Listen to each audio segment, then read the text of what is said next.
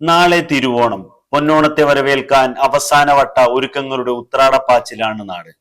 ഓണക്കോടിയും ഓണസദ്യ ഒരുക്കാനുള്ള വിഭവങ്ങളും തയ്യാറാക്കാനായി വേണ്ടതെല്ലാം വാങ്ങിക്കൂട്ടുന്ന തിരക്കിലാണ് മലയാളികൾ. അങ്ങാടികളിൽ വലിയ തിരക്കാണ് ഉത്രാട ദിനത്തിൽ കാണുന്നത്. ഉത്രാട ദിനത്തിലെ വ്യാപാരത്തിലാണ് കച്ചവടക്കാരുടെ പ്രതീക്ഷ.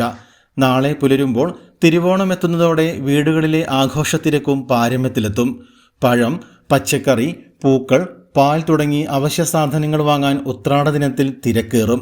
വിവിധ കൂട്ടായ്മകളുടെയും വിദ്യാലയങ്ങളുടെയും സ്ഥാപനങ്ങളുടെയും നേതൃത്വത്തിൽ ഓണാഘോഷം നേരത്തെ തന്നെ പൊടിപൊടിച്ചിരുന്നു.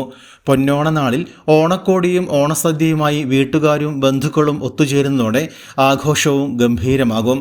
പലയിടത്തും ഓണസദ്യയ്ക്കുള്ള തൂശനില ഉൾപ്പെടെ മാർക്കറ്റിൽ നിന്നും വാങ്ങുകയാണ് ഇപ്പോൾ ചെയ്തു വരുന്നത്.